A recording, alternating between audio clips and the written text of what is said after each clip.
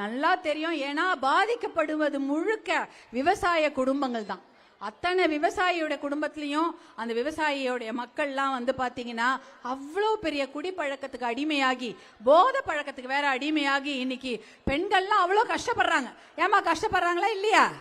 ஆமா தானே? எப்படி வந்து காசு வருது? இந்த 3000 ரூபாவும் இருக்க போறது இல்ல, பொங்கல்லே முடிஞ்சிடும். 1000 ரூபாய் கொடுத்தாங்க, அதுவும் செலவாயிடுச்சு. அப்ப என்ன பண்ணுவீங்க? வீட்டுல இருக்கிற அண்டா, வீட்டுல இருக்கிற ஏதாவது பாத்திரம், அப்புறம் கழுத்துல என்ன போட்டிருப்பீங்க? ஒரு 2 கிராம் தாலி இருக்குமா? 1/2 பவுன் தாலியா இருந்தாலும் சரி, வேற ஏதாவது பொண்டாட்டி தாலியும் அடகு கடைக்கு போகும், அம்மாவோட தாலியும் அடகு கடைக்கு போகும். இதுதான் நடக்கும். இதுதான் வந்து மிகப்பெரிய கொடுமை. ஏன் தெரியுமா? எங்க பார்த்தாலும் மதுக்கடைகளை திறந்து விட்டுட்டாங்க. வேற எந்த ஒரு நல்ல திட்டத்தையுமே அவர்கள் கொடுக்கவே இல்லை. அதனாலதான் சொல்றேன், உங்களுக்கு மதுக்கடை வேணுமா? ஒயின் ஷாப் மூடணும் தானே? எதுவுமே தேவையில்லை. மக்களுக்கு நல்ல படிப்பு வேணும். படிப்பு வேணுமா இல்லையா? அவங்களுக்கு நல்ல காலேஜ் வேணும், அவங்களுக்கு நல்ல வேலை வேணும். இப்ப சிப்காட்டா இருக்கட்டும், எல்லாமே வந்து அங்க நல்ல வேலை வேணும் என்பதுதான் நம்மளுடைய ஒரே குறிக்கோள். இதை கொண்டு வந்து மக்களுடைய நல்ல வாழ்க்கைக்காக நான் இந்த நல்ல நல்ல திட்டங்களை கொண்டு வருவேன் என்று கூறி வருபவர் மருத்துவர் அன்புமணி தான். அவர்கள் பின்னால் சகோதரிகளாக நீங்கள் எல்லோரும் இருக்க வேண்டும். கண்டிப்பா இருப்பீங்களாமா? இந்த விஷயத்தை ஊர்ல போய் சொல்லுவீங்களா? கண்டிப்பா சொல்லுங்க. ஏன்னா உங்களுடைய அண்ணன் அன்புமணி தான் இத்தனை நல்ல விஷயங்களையும் கொண்டு வந்து சேர்ந்திருக்கிறாரு.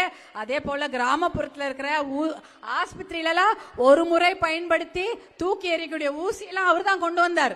எப்படி 108 ஆம்புலன்ஸை கொண்டு வந்தாரோ அதே போல கிராமப்புற பெண்களுக்கு வந்து தரமான ஒரு சிகிச்சை வேணும். இல்லனா ஒரு ஊசியை 9 பேர் இல்ல 50 பேருக்கு போடுவாங்க.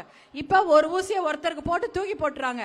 இந்த நல்ல திட்டத்தை கொண்டு வந்தது யார்? உங்களுடைய அண்ணன் அன்புமணி தான். அவர் வந்து உங்களுக்காக தான் இருக்கணும்னு நினைக்கிறார். ஐயோ, கிராமப்புற மக்களுக்காகவும் இந்த பெண்களுக்காகவும் இந்த குழந்தைகளுக்காகவும் தான் நான் இருக்க வேண்டும் என்று நினைக்கின்றார். நீங்களும் அவருடைய சகோதரிகளாக, அவர் உங்க வீட்டு பிள்ளையாக தான் இருக்கிறார். நானும் உங்க வீட்டு பெண்ணாதான் இன்னைக்கு பேசிட்டு இருக்கிறேன். உங்க வீட்டு பெண்ணாதான் நான் என்னைக்கும் இருப்பேன். அதனால மருத்துவர் அன்புமணி பின்னால் நீங்கள் அனைவரும் ஒற்றுமையாக இருக்க வேண்டும். இந்த தேர்தலில் உங்களுடைய உறுதியை நீங்க காட்டணும். 1000 ரூபாய் கொடுத்து 3000 ரூபாயும் கொடுத்து 1000 ரூபாயும் கொடுத்து உங்களை ஏமாற்ற நினைப்பவர்களுக்கு நல்ல பாடத்தை நீங்கள் புகட்ட வேண்டும் என்று கூறிக்கொண்டு இவ்வளவு அருமையான நிகழ்ச்சியை ஏற்பாடு செய்த அனைத்து சகோதரிகளுக்கும் சகோதரர்களுக்கும், இந்த மேடையில் நின்று கொண்டிருக்கும் அனைத்து சகோதரிகள் எல்லாம் இருக்காங்க. அதே சமயம் இந்த மேடைக்கு முன்னால் அமர்ந்திருக்கக்கூடிய அத்தனை சகோதரிகள் இருக்காங்க.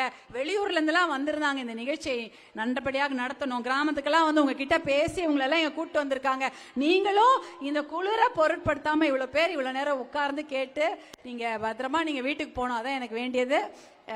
உங்கள் அனைவரையும் மீண்டும் ஒரு முறை பார்த்ததில் மிகுந்த மிகுந்த மகிழ்ச்சி. அவ்வளோ சந்தோஷம். வர வழி முழுக்க 2 மணி நேரம் நிக்க வச்சு எனக்கு மாலை போட்டு சால்வை போட்டு எனக்கு வரவேற்பு கொடுத்து ஆரத்தி கொடுத்து என்னை வரவேற்ற அன்பு தாய்மார்களுக்கும் என்னுடைய அன்பு தங்கச்சிங்களுக்கும் என்னுடைய மனமார்ந்த நன்றியை தெரிவித்துக் கொள்கின்றேன். உங்கள் அண்ணன் அன்புமணி உங்களோடு தான் இருக்கிறார். நானும் உங்கள் வீட்டு பெண்ணாக உங்களோடு இருக்கிறேன். நீங்கள் அனைவரும் அண்ணன் அன்புமணி பின்னால் உறுதுணையோடு ஒற்றுமையாக இருக்க வேண்டும் என்று அன்போடு கேட்டு விடைபெறுகிறேன். நன்றி, வணக்கம்.